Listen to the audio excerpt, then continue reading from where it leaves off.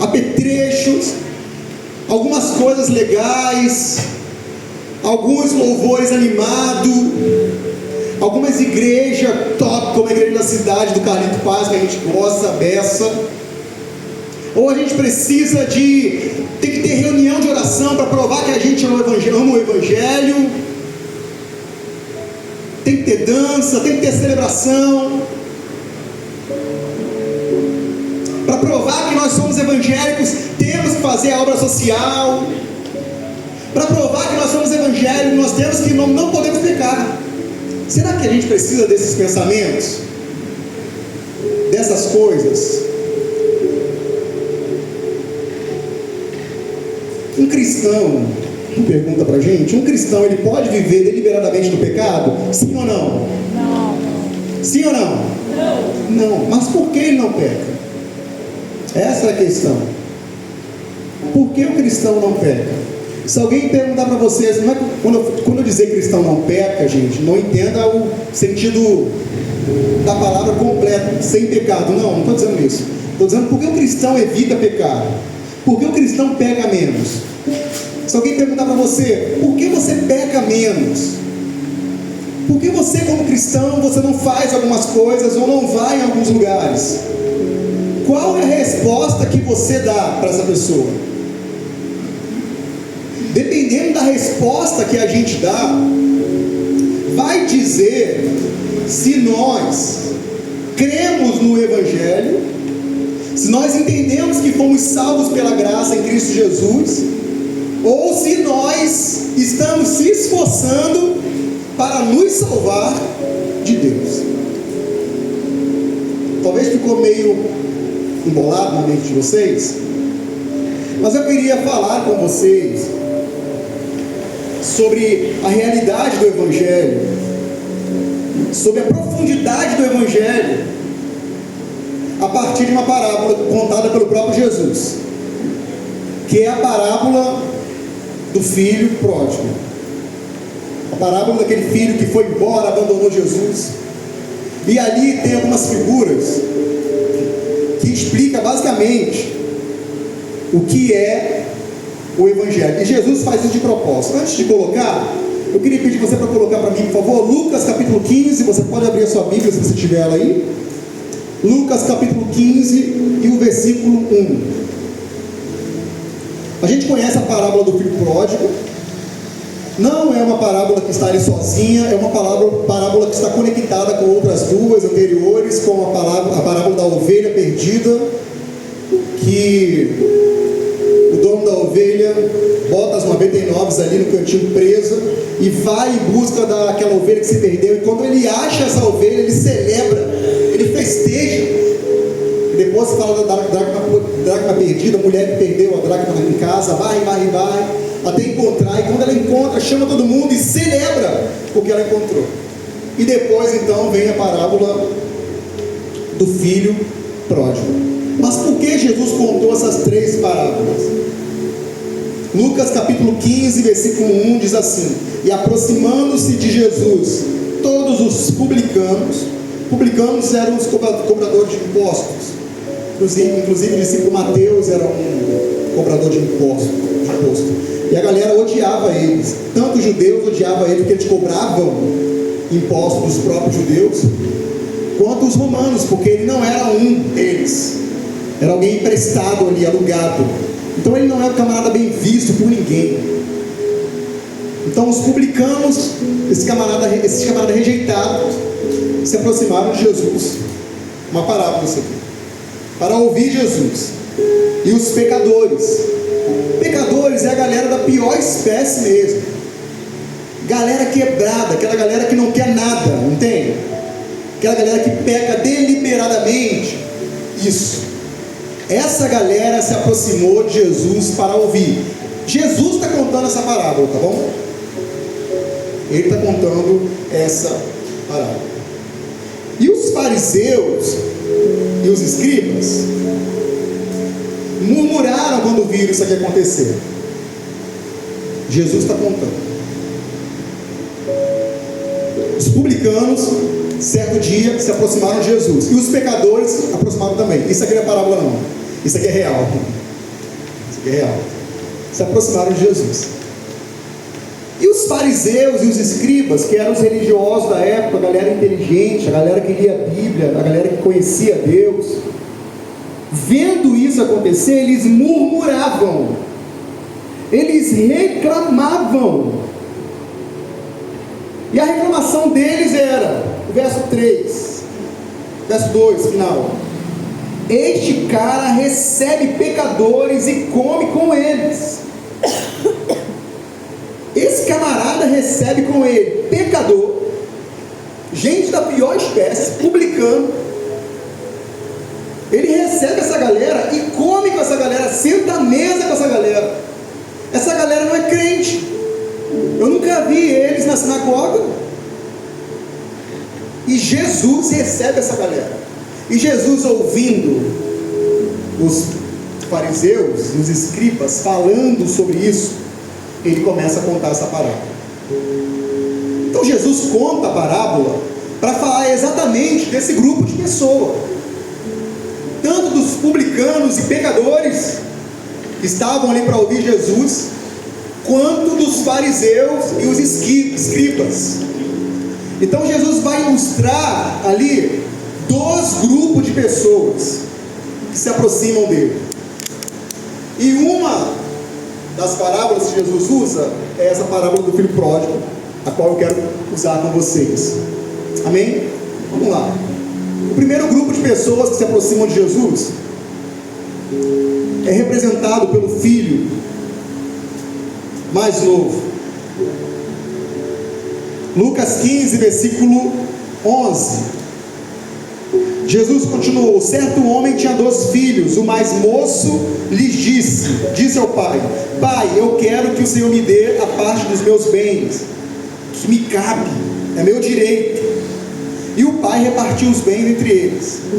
Passados não muitos dias, o filho mais moço, ajuntando tudo que era seu, partiu para uma terra distante e lá desperdiçou todos os seus bens, vivendo de forma desenfreada, praticando tudo aquilo que não devia praticar, vivendo em pecado, contrariando o pai. Jesus usa essa parábola para apresentar os publicanos e os pecadores, a galera que estava ali sentada ouvindo ele. E eu queria falar com vocês a partir de 2 pontos extremos aqui. E um ponto extremo é o relativismo. É o relativismo. É uma galera que olha para o pai e fala assim, pode botar só a primeira, e fala assim: cara, eu quero viver livre, eu quero a minha liberdade. O filho, o pai sempre cuidou dele, ele olha para o pai e fala: pai, eu quero meu dinheiro, eu não quero você. É uma galera que vai embora e é ingrata para com o pai. É uma galera que pensa só em si, o egoísmo, que é a raiz do pecado, é o ego, é o pensar em mim. O filho está pensando somente nele, ele está pensando em sair e consumir tudo aquilo que ele tem, ele quer aproveitar a sua liberdade, ele quer fazer aquilo que talvez com o pai lá ele não podia fazer, ele quer viver e ser livre.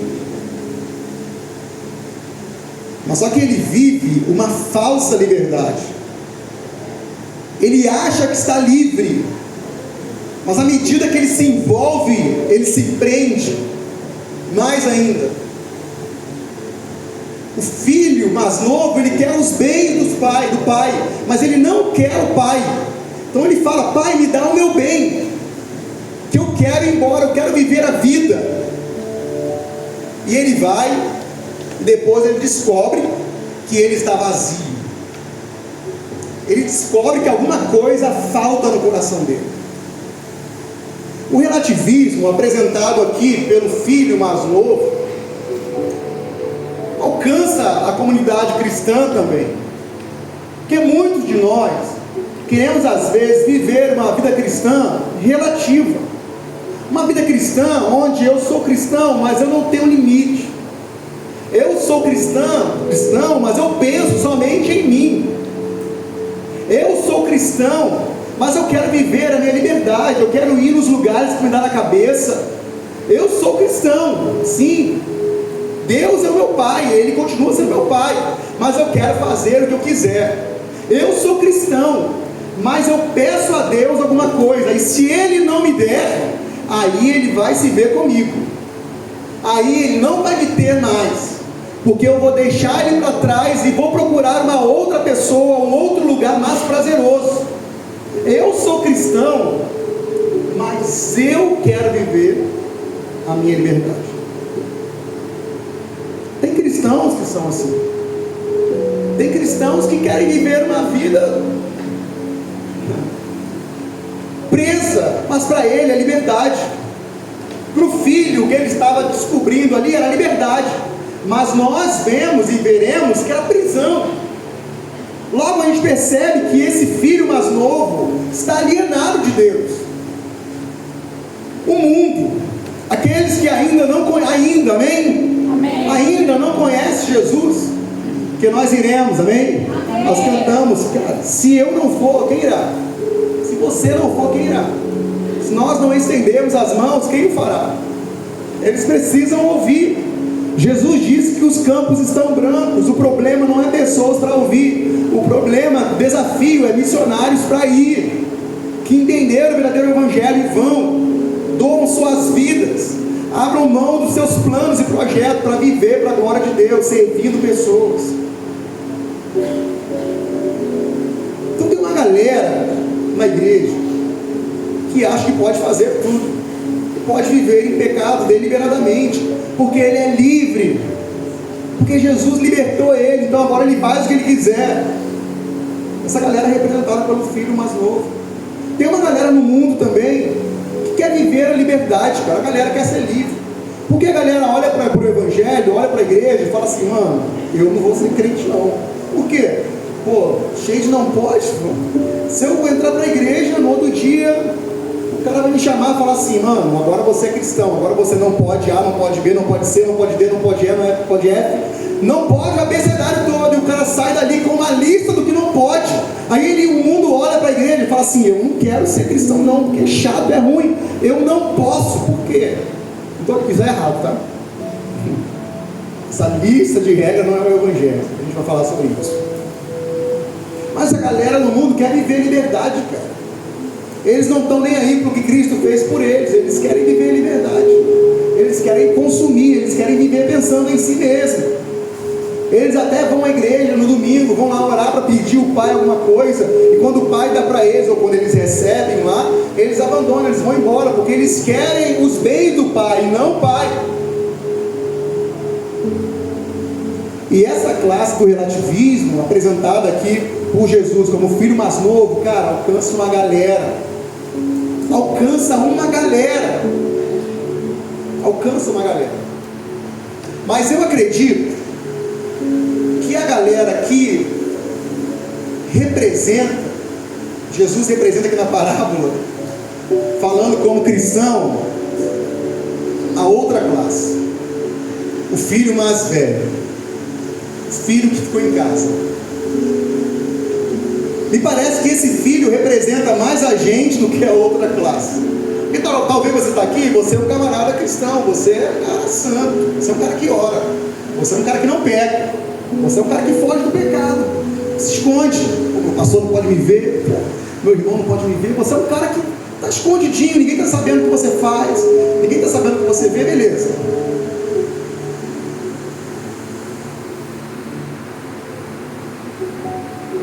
Leia comigo, por favor, o texto. Lucas 15, o verso 25.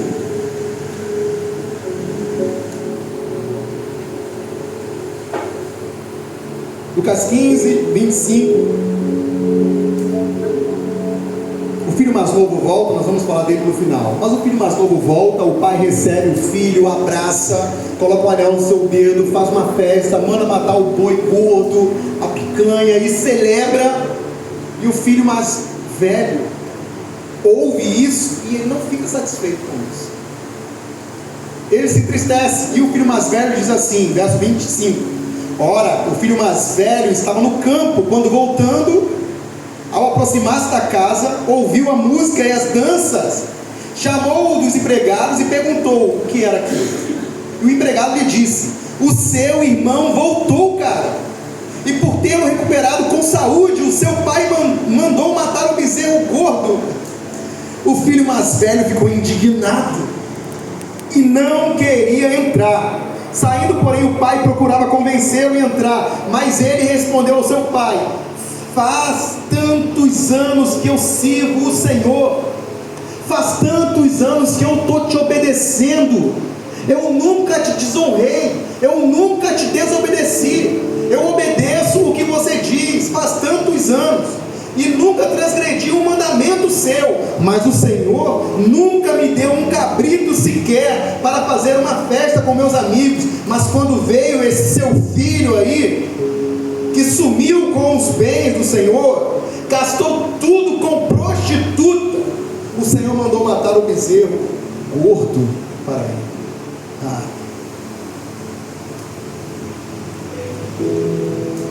A primeira classe, pode voltar por favor, a primeira classe do relativismo, da galera que vive no pecado deliberadamente, representada pelo filho mais novo, está diante de Jesus também. São os publicanos, são os pecadores. E tem uma coisa interessante quando você lê o Novo Testamento, que essa galera pecadora, publicana, era muito mais atraída até Jesus do que os fariseus e escribas, do que os pastores da época.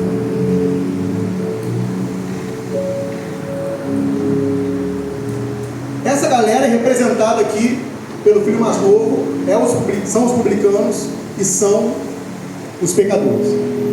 Mas essa outra galera aqui, representada pelo filho mais velho, são os fariseus e os escribas.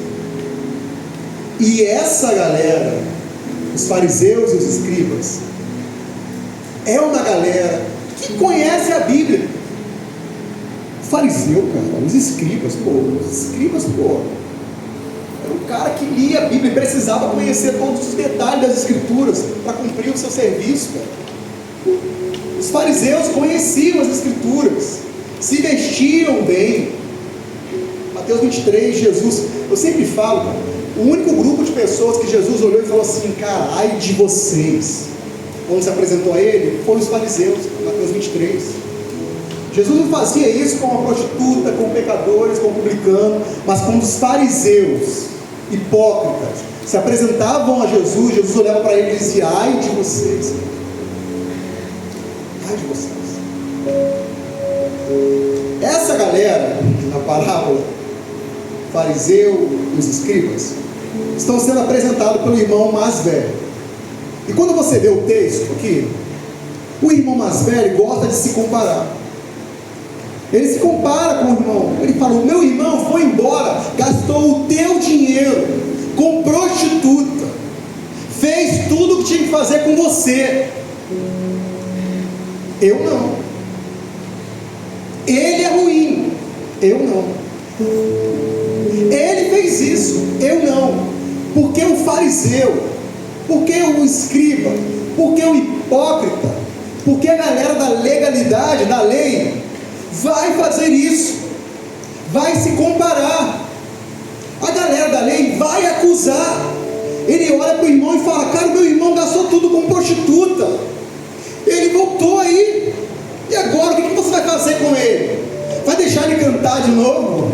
Vai deixar ele tocar a bateria de novo lá no culto, igual ele tocava? Vai deixar ele pegar o microfone de novo, depois de ter feito tudo isso? O irmão mais velho, o legalista, o fariseu, o escriba, a religião faz isso com a gente. O irmão mais velho, ele se acha superior em todos os aspectos ao irmão mais novo. Eles se comparam sempre. O irmão mais velho cumpre a lei, ele obedece os pais, gente, ele cumpre a lei. Quando ele fala, quando Jesus usa a parábola ali: pai, eu te obedeço todos os dias, eu nunca desobedeci você, eu cumpri a lei, eu cumpro as leis, cara. Ele cumpre a lei. Mas para que ele cumpre a lei? Quando ele diz assim, eu cumpro a lei, e até hoje você não me deu um boi para mim, uma ovelha, um animalzinho para mim comer um churrasco com meus amigos. Quando ele diz isso, ele revela o coração dele. Ele fala, eu só te obedeci até hoje esperando algo de você. Nunca foi porque você é meu pai. Não é porque você me ama e cuidou de mim quando eu era mais novo, mesmo eu fazendo um montão de baboseira. Não te amo por causa disso. Eu te amo porque eu quero que é meu. Cara, o fariseu é assim. A religião faz a gente ser zeloso. O camarada é zeloso. O camarada vai no culto todos os dias. O camarada participa dos movimentos de capacitação. Ele está na célula todos os dias.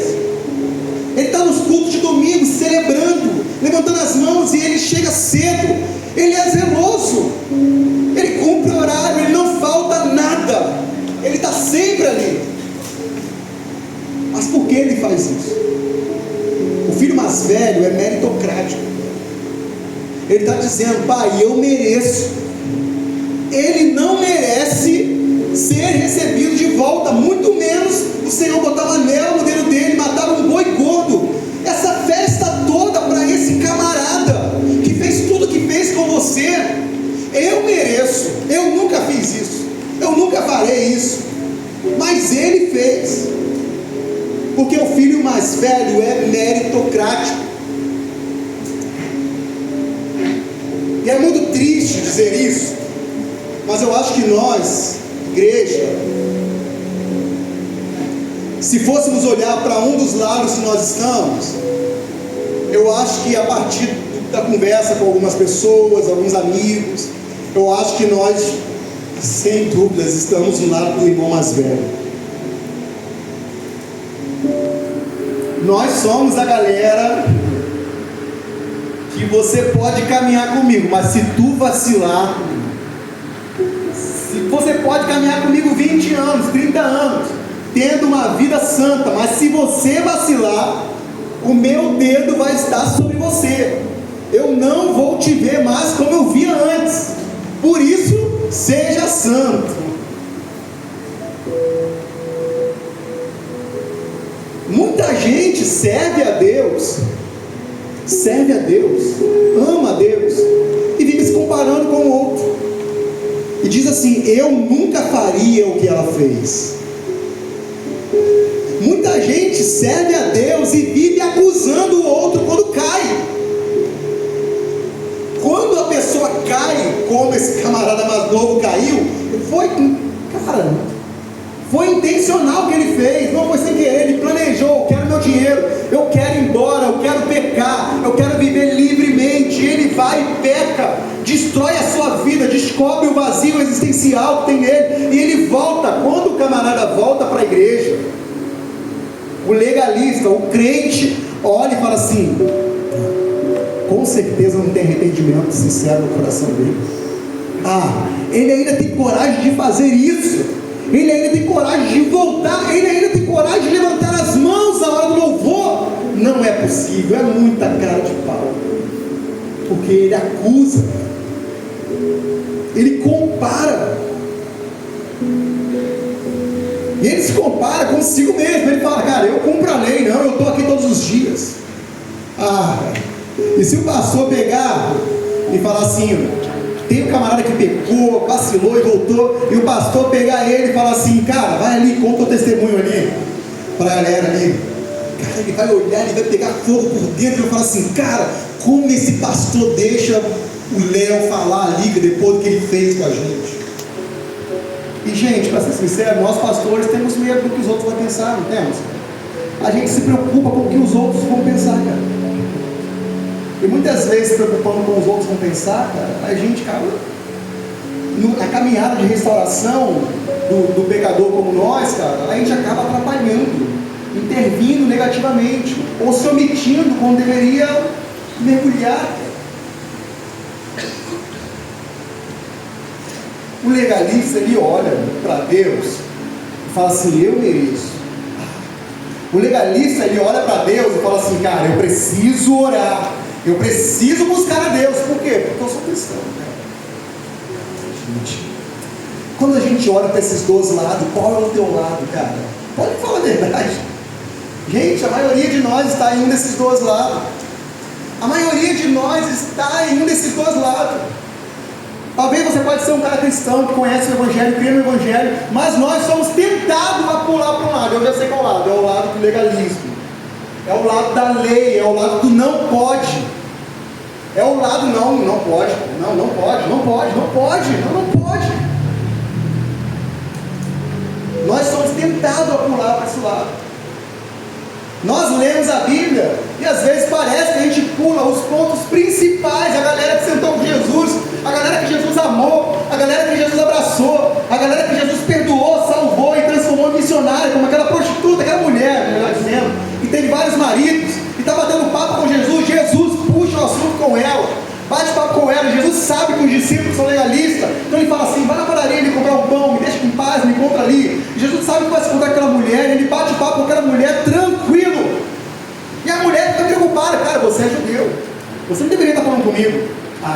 E Jesus fala para ela, se você soubesse quem está falando com você, cara, eu quero água, me dá um pouquinho d'água. Aí Jesus fala, cara, ela fala para Jesus, como você vai pegar água aí? Você é fundo, você não tem caneca. Jesus olha para aquela mulher assim, pecadora demais, e fala assim, se você soubesse quem está falando com você, você lhe pediria água e ele lhe daria a água da vida. Jesus está dizendo tipo assim, me pede. E a mulher não pede não. Jesus insiste. Ele continua. Ele não perde aquela mulher de vista. Ele continua revelando o Cristo a ela. E quando chega no ápice ali, onde aquela mulher percebe que Jesus não é apenas um profeta, ela se levanta e sai correndo para todo mundo. E ela vai para a cidade dela e fala, cara, eu acho que eu encontrei Cristo. Olha o evangelismo da mulher. E a cidade toda vem atrás de Jesus. De modo que depois os homens chegam para a mulher e falam assim, agora nós estamos com ele lá, não é porque você falou não, é porque nós provamos e vimos que ele é o Cristo. Cara, a galera que sentava com Jesus era a pior espécie, gente. Os discípulos vacilavam. Os discípulos eram legalistas. Eles estavam em contexto de legalidade, de pode, não pode, de cumprir a lei porque é crente. Eles estavam nessa caminhada. Mas Jesus estava trazendo uma terceira via, um terceiro caminho. Os 12 filhos aqui estão alienados de Deus, estão longe. Essas duas galera aqui, a galera da esquerda do relativismo, da esquerda de vocês, isso do relativismo ali, que até vai à igreja, mas não quer nada com Deus, está longe, está muito longe de Deus. Mas a galera da direita também, que vai na igreja, que cumpre a lei, que é zeloso, que é meritocrático, que está se esforçando para ser salva, também está longe de Deus, está alienado de Deus, está distante de Jesus. Quero fazer algumas perguntas para a gente. Passa o slide da pergunta, por favor. Acho que não sei se é o próximo ou outro. Pode passar 12, por favor. Isso. Gente, pensa comigo nisso aqui.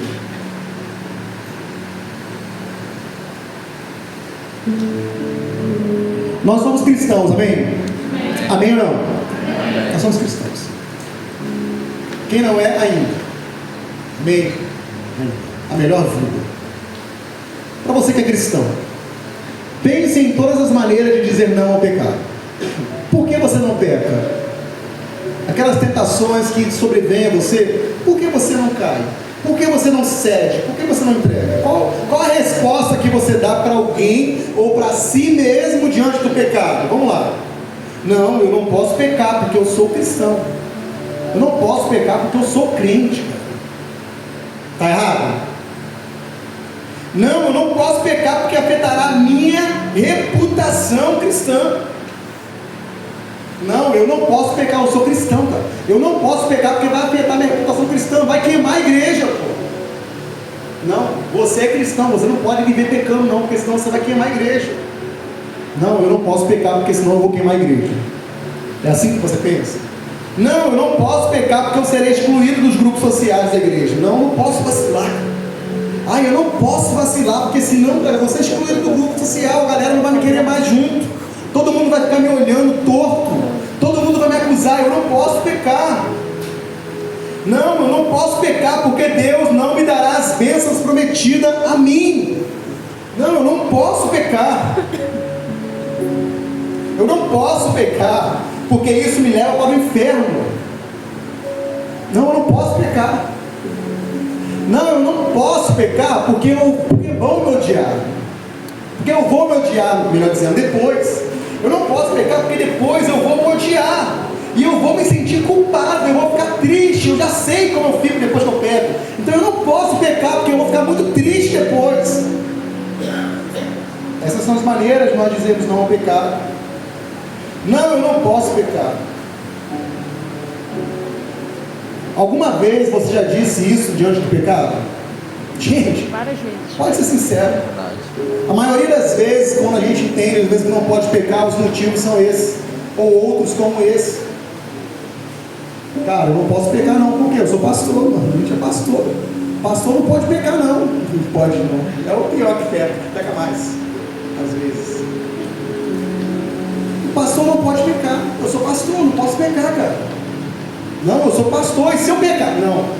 Isso a gente fala muito sobre Tiago 5,16, né? Sentar, confessar pecado um ao outro e orar um pelo outro. Não, cara, eu sou pastor.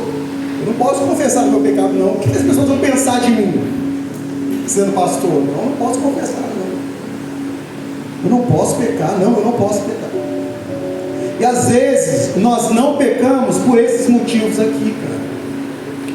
E sabe quem é que usa todos esses motivos aqui para não pecar? O filho mais velho, o legalista. O motivo dele não pecar são esses.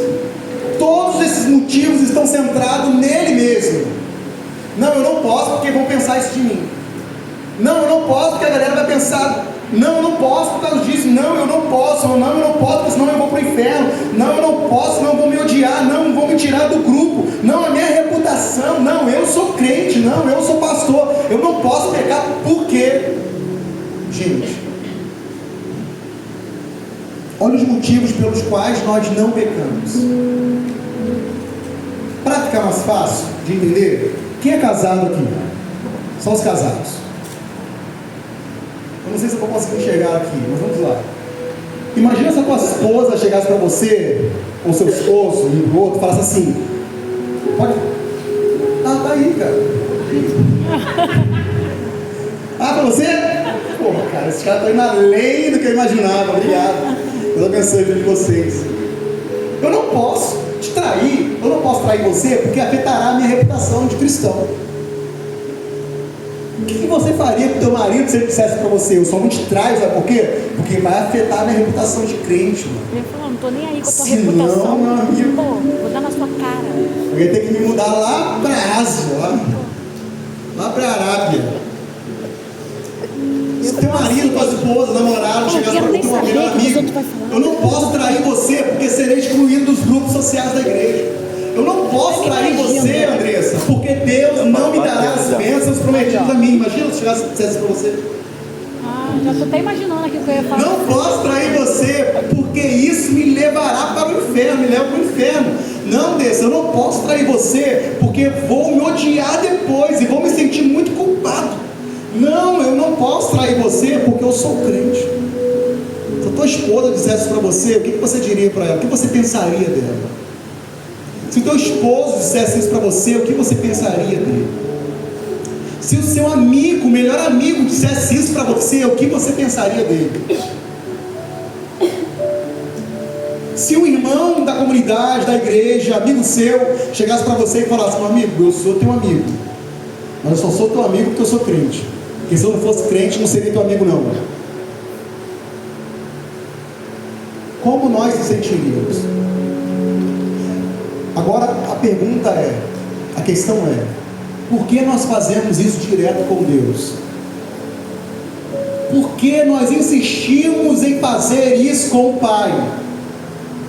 Por que nós insistimos em viver uma relação com Deus baseada, na maioria das vezes, no irmão mais velho, na legalidade, no cumprimento da lei, da obediência para não ir para o inferno, da obediência porque eu sou cristão, da obediência porque eu vou ministrar domingo, então hoje eu tenho que me santificar, da obediência porque eu vou, porque o nosso relacionamento cristão com o Pai é baseado em nós mesmos.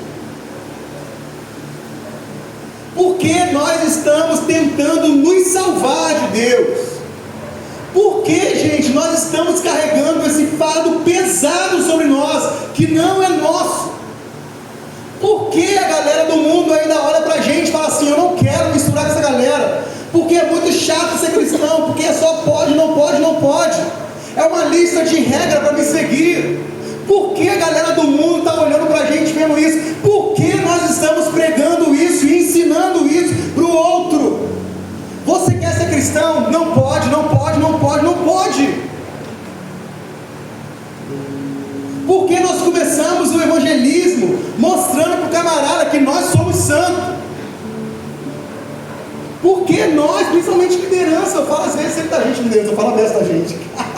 Fala dessa dos nossos pastores, cara, porque nós, cara, às vezes somos forçados a demonstrar uma vida de santidade que a gente não tem.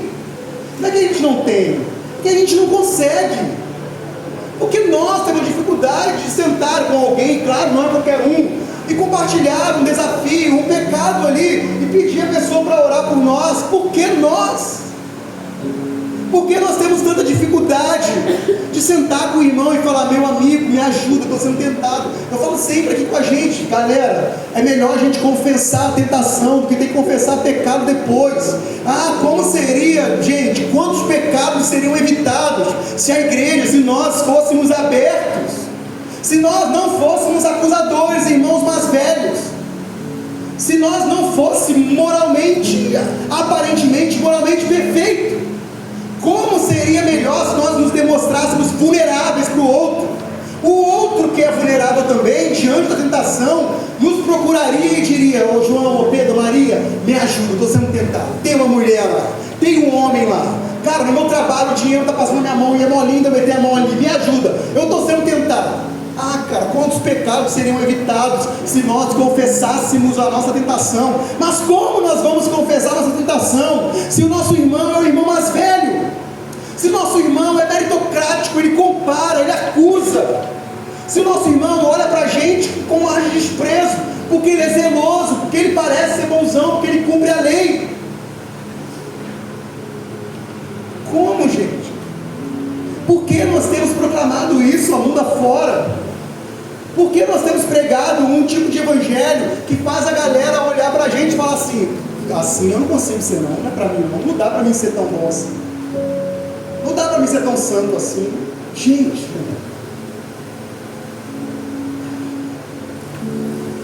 o que vai atrair o mundo para a igreja não é a nossa perfeição, não é a nossa perfeição, porque está longe da gente conseguir isso. Ninguém vai conseguir, ninguém. O que vai atrair o mundo para a igreja é a nossa vulnerabilidade. É a pessoa olhar para cá e falar assim: caramba, cara, o Léo, ele tem pecado também, que eu já confessei vários aqui. Caramba, o Léo, e hoje eu vou confessar mais alguns. Mais algum não mesmo, eu sempre confesso. Cara, o Léo era viciado em pornografia quando era mais novo. E eu sempre falo: gente, como foi que eu consegui vencer a pornografia? Eu sei, claramente. Como foi? Eu tentava, eu orava para vencer a pornografia. Eu orava, eu jejuava, eu lia a Bíblia para vencer a pornografia. Eu sabia que era pecado, mas eu não consegui. Não consegui. Um dado momento, eu conheci o Evangelho. Já era crente, já pregava, já cantava, já tocava. Eu conheci o Evangelho do Reino, o Evangelho de Jesus Cristo. Eu conheci o Evangelho, os meus olhos foram abertos. E na caminhada da leitura da Bíblia, agora era diferente. A devoção a Deus era diferente. A motivação não era essas duas aqui, era outra a motivação. E eu comecei a me envolver, a contemplar a beleza desse Cristo. Gente, quando eu olhei para mim, um mês, o Léo não vê mais pornografia. 6 meses, e o Léo não vê mais pornografia. 1 ano, e o Léo não vê mais pornografia. 2 anos, 5 anos, 6 anos, 10 anos, e o Léo não vê mais pornografia. Mas por que eu parei? Não foi porque o pastor falou para mim que não pode, porque eu sei que não pode. Você sabe que não pode, você sabe algumas coisas que não pode, mas o reino de Deus não é porque não pode, não tem a ver que não pode. Eu amo João Paulo.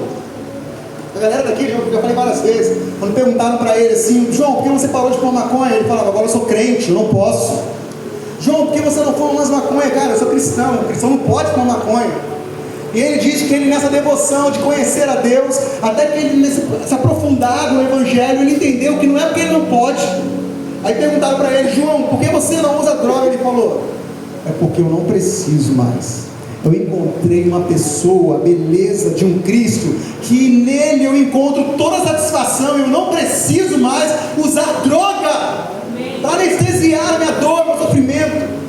Não é porque não pode, é nesse nível de evangelho que nós precisamos chegar. Quando nós chegarmos nesse nível de eu não vou fazer por amor, não precisa do ministro louvor gritar, levanta a mão, pula. Não precisa de pedir para cantar, não precisa de implorar para vir numa reunião de oração, porque nós vamos querer estar lá, vamos querer responder em amor. Não é porque não pode, é porque eu encontrei beleza nesse Cristo e agora tudo tem a ver com Ele, eu quero estar dentro. Ah, gente, a beleza do Evangelho está em Cristo. Por favor, coloca o caminho. A beleza toda está aqui, gente.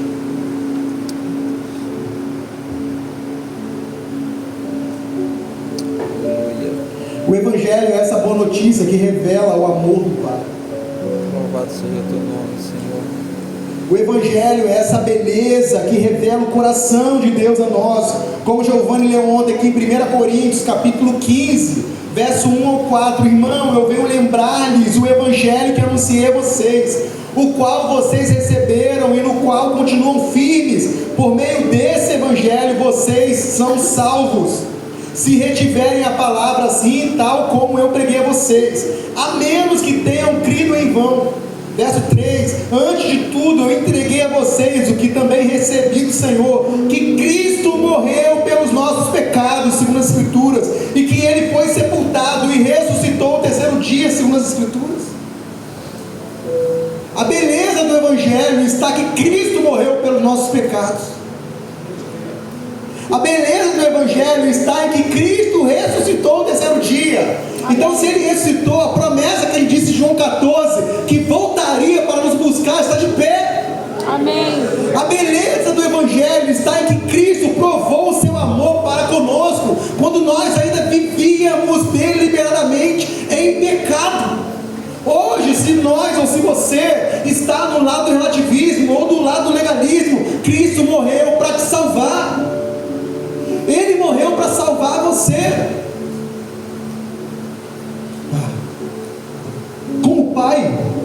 Como o pai permanece ali na situação?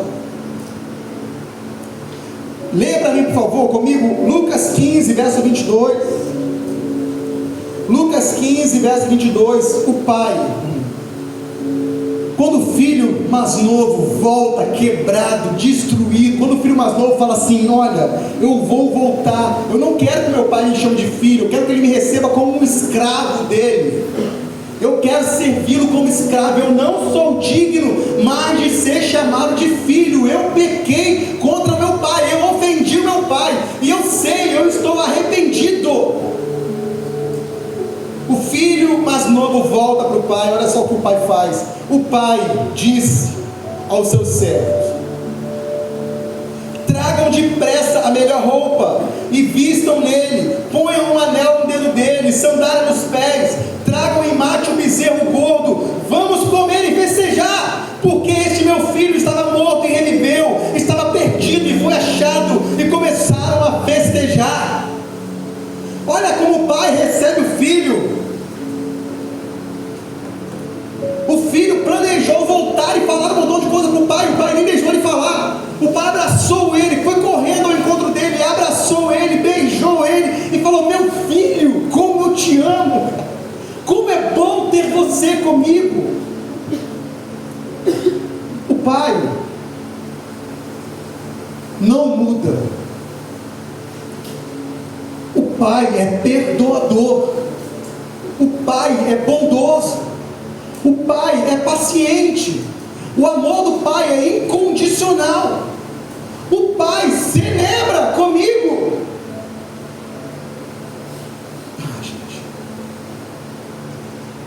Como seria agora a vida do filho pródigo, olhando para o pai e dizendo assim: cara,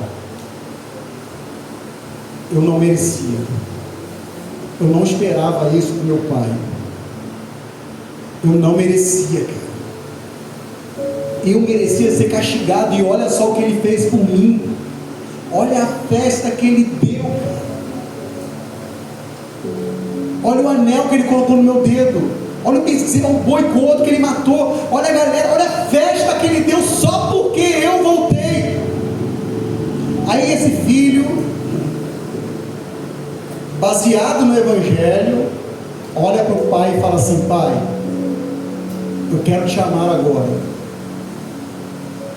Não é pelo que o Senhor me deu, não é pelo que você tem, mas é pelo amor que você me revelou. Tudo que eu fazer a partir de agora vai ser uma resposta à sua entrega. Tudo que eu fizer a partir de hoje não vai ser porque eu tenho que fazer, porque eu sou filho. Não vai ser porque está escrito que eu tenho que fazer.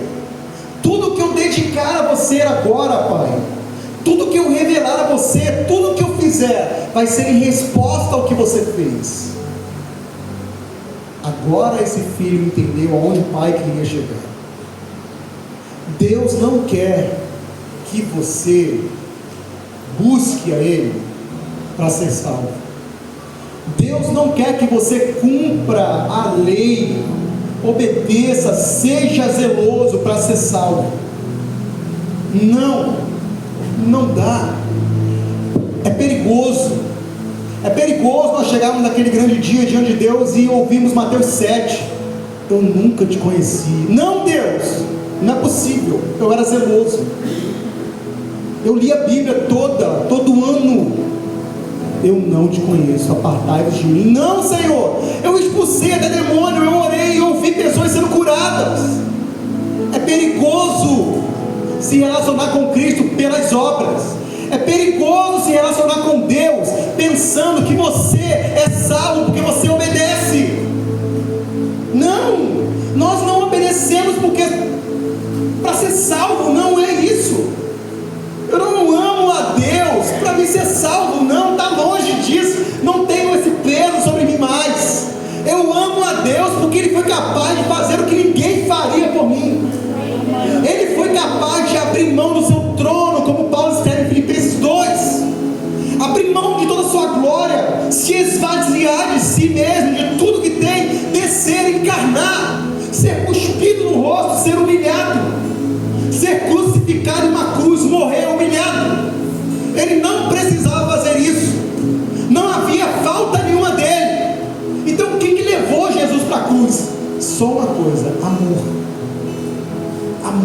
Ele nos ama, para a glória dele mesmo. Ele nos ama. Não é porque nós iríamos ser bons, não é porque nós iríamos se reunir aqui hoje para adorá-lo, não, é porque Ele nos ama. Amém. E se a resposta que nós damos a Ele em oração, em boas obras, em devoção, em culto, em obras sociais, em adoração, não for um resultado, uma resposta do sacrifício de Jesus, nós não entendemos o Evangelho. Se a nossa vida cristã não é uma resposta a Deus, não entendemos o Evangelho. E se não for pelo Evangelho, você vai cansar, meu amigo. Você vai cansar se você cumprir a lei, se esforçar para cumprir a lei, você vai cansar. Léo, então o cristão não pode cumprir a lei? Não é isso. A gente não vive mais baseado no pode, não pode. Ninguém precisa chegar mais para mim e falar: Léo, você é pastor, não pode fazer isso. Não, eu não faço porque eu sou pastor. Eu faço porque Cristo me amou e Ele é tão suficiente para para mim que eu não preciso procurar prazeres em outras mulheres, em drogas, em outros ambientes, porque Cristo é suficiente. Ele é a beleza, como Hebreus 1, Ele é o resplendor da glória do Pai, a representação exata do ser de Deus. Quer saber como Deus é? Olha para Cristo. Quer saber como Deus é misericordioso? Olha para Cristo. Quer saber como Deus é compassivo? Olha para Cristo, sempre passando para as pessoas e sentindo a compaixão para as pessoas. Eu estava lendo o Novo Testamento de novo esses dias, cara, e às vezes que fala assim, e Jesus compadecendo-se de fulano, parou e curou. Cara, Jesus era o cara que sentia a dor. Ele sente a nossa dor, o nosso sofrimento. Ele não está isento, Ele não está distante, Ele não está sorrindo com o seu sofrimento. Ele sente a nossa dor. É um Deus presente, é um Deus Emanuel, cara. Então tudo que a gente faz, cara, precisa ser uma resposta a esse Deus. E nós encontramos beleza agora na leitura da Bíblia. Encontramos beleza em Cristo. Encontramos beleza em tudo que Ele criou. Como eu falo com a galera, cara, na banana que Ele criou pra gente, Ele se preocupou comigo. Ele botou a casca na banana, na laranja, na maçã, preocupado comigo. A gente começa a contemplar Deus em tudo. A gente começa a olhar para a criação e ver que os céus declaram sua glória, e ver que a beleza, a gente começa a olhar o universo e falar assim, cara, tem alguém por trás disso. Sabe quem é? Esse é o Deus que me ama, aquele que se inclina do céu para olhar para mim, para ver o que está acontecendo, aquele que habita dentro de mim, aquele que morreu por mim. Esse é o Deus criador de todo o universo. Essa é a notícia que eu recebi, e ninguém mais pode tirar isso de dentro de mim. Ninguém mais pode arrancar isso de dentro de nós. Essa é a beleza do Evangelho. Não precisa do Léo estar correndo atrás de você falando que você não pode fazer. Na caminhada é óbvio, temos discipulado, nós temos discipulado, temos a capacitação, mas nós falamos, gente, não é porque não pode. Não é porque não pode. Alguém entregou a vida a Jesus hoje e chega assim e fala, Léo, pastor, agora eu quero saber o que eu não posso fazer, o que eu tenho que parar de fazer. Eu falo assim, gente, não, peraí, você não tem que saber o que você tem que parar de fazer agora. Você tem que saber o que foi feito por você. Você tem que saber o que alguém fez por você. E depois que você entender isso, você responde ele em amor. Não é porque não pode, não é um cumprimento de uma lei. Chega de regras, não é um cumprimento de regra. Cansa a gente, cara. Jesus continua olhando para a gente e dizendo assim, vinde a mim todos vocês que estão cansados, todos, geral, que está cansado e se sentindo sobrecarregado pela lei, pelos mandamentos, e eu vou aliviar vocês. Eu mesmo vos aliviarei. Tome sobre vocês o meu jugo, cara. Tome sobre vocês o meu jugo e aprendam comigo. Aprendam sobre mim, de mim mesmo, que sou manso e humilde de coração. E se vocês fizerem isso, vocês acharão descanso. O Brasil, o país da ansiedade, achará descanso para a alma em Jesus. Achará descanso para a alma no Evangelho. No Evangelho há descanso para a alma, cara, dos nossos amigos deprimidos, ansiosos. O descanso está em Cristo, somente Cristo. E vocês acharam descanso para a alma de vocês, porque o meu jugo é suave e o meu fardo é leve. Não há peso. Eu falo sempre, se nós encontrarmos com o Paulo lá e falar, Paulo, foi pesada a tua vida, ele ia dizer, você está louco, você não sabe o que eu ganhei. As minhas tribulações eram leves e momentâneas. Nós conversávamos e sentíamos prazer por termos apanhado. Nós batíamos palmas e falávamos assim, cara, que alegria, estou feliz porque eu apanhei por causa de Cristo. Gente, quando o Evangelho atravessar o nosso coração, todas as coisas à nossa volta mudam. O nosso amor pela nossa esposa muda. O nosso amor pelo nosso irmão que a gente não consegue perdoar muda. O nosso coração muda. E Jesus e Deus quer tocar o teu coração, circuncidar o teu coração. Ele quer transformar o teu coração, cara. E só existe um remédio, só existe um antídoto, cara, para o mundo, para a igreja legalista, para nós legalistas. Só existe um remédio, e esse remédio é a boa notícia do Evangelho, de que Cristo se entregou por nós, de que Cristo é paciente, de que Ele te ama como você está agora, de que Ele te salva. Ele te salva como você está agora. Léo, o que eu preciso fazer para ser salvo? Só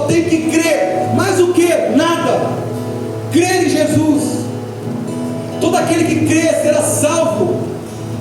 O que você precisa fazer para ser batizado? Crer em Jesus, crer no Evangelho de Jesus, crer que esse homem de Nazaré entregou a sua vida por você. É crer, gente. Não é crer e mais cumprir a lei, não é crer e fazer aquilo, não, é crer em Jesus. É óbvio que na caminhada a gente evita pecar, mas não é porque não pode, é porque a gente está conhecendo esse Cristo que está mudando o nosso interior. Ah, como o Evangelho é leve, como a beleza desse Evangelho, como a beleza dessa notícia que nós recebemos de Jesus, de um camarada que nos ama, que é o mesmo, que não muda, que está sempre com seus braços abertos para nós. Eu queria te convidar a ficar de pé no seu lugar nesse momento. Eu queria convidar você, cara, que deseja viver